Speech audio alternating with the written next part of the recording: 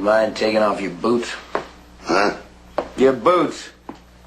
I expect a man to get a decent night's sleep with you clumping up and down and back and forth in your boots. Well, it beats me how you could sleep anyway. I guess I just got a clear conscience, Reese.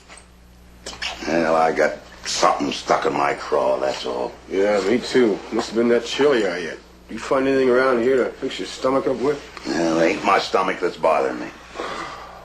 Reese can't sleep.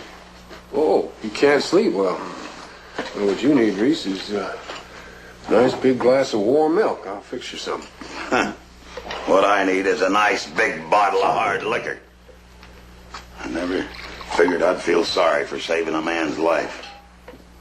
Now, you ain't wasting all that worry on Mabry, are you? No, not him at all. I'm worried on account of little Kim. Just pains me to break that little girl's heart. Shucks, Reese, I know what you mean, but I don't see what we can do about it. The law's the law. Well, there ought to be something we could do. You know, a doctor once told me if you got to make a cut, do it fast with a sharp knife, and it hurts less that way. Chad's right. The quicker we get it done, the easier it's going to be. Well, I wouldn't expect either one of you two to give nobody a break unless there was something in it for you. You talk like it's us that done something wrong. Well, she ain't done nobody no wrong. Well, we know that, Reese, but that doesn't excuse her father. Have you forgotten that this man held up 4 banks and robbed the Missouri Pacific Railroad? No, I ain't forgotten. I ain't forgotten at all, but that ain't the point, blast it. What's going to happen to her? What's going to happen to her? She's going to wind up in an orphan's home. That's what's going to happen. You ever been in the inside of one of those places?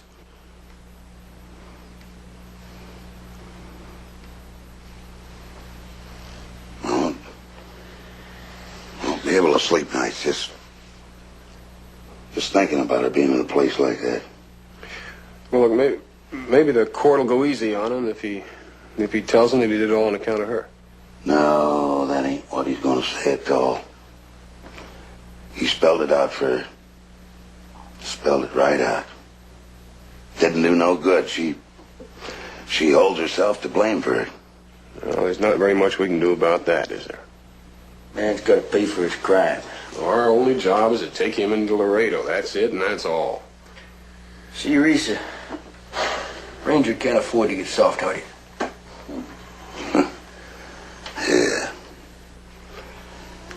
Yeah. Ranger ain't supposed to have no heart at all. Well, maybe it's time that I just quit. Might not be a bad idea to resign.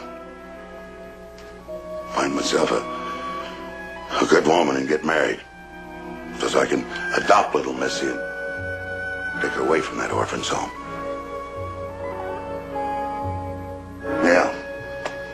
Yeah. Might not be a bad idea at all. How would you like a glass of warm milk?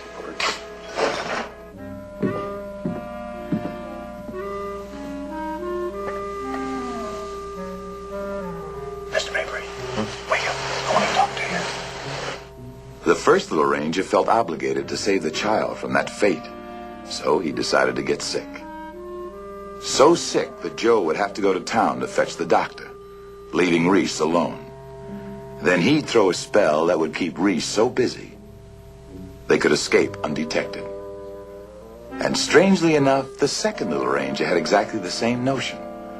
Of course, he did his duty by warning Mabry that if he ever got into trouble again, he'd settle his hash personally.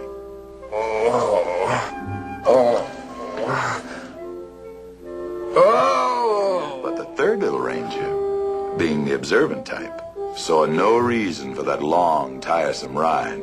So he arranged a rather clever device to avoid the ride and any suspicion of soft-heartedness on his part.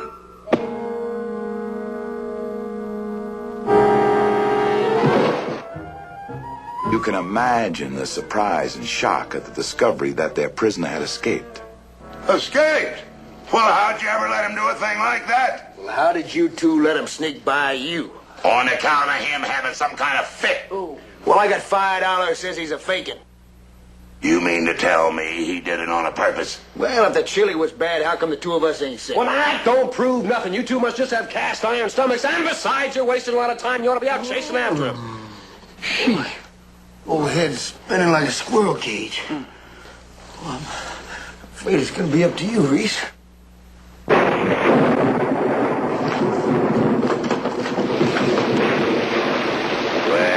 I reckon Missy's been talking to the Lord again.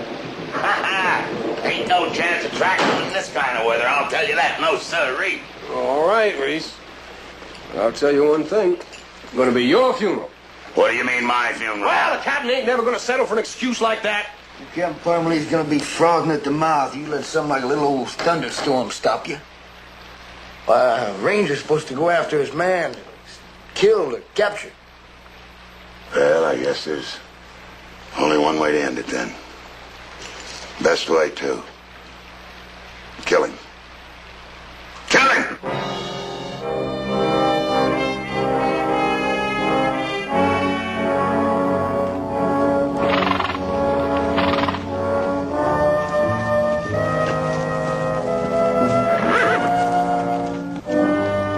And so the three little Rangers rode off, figuring everybody was going to live happily ever after.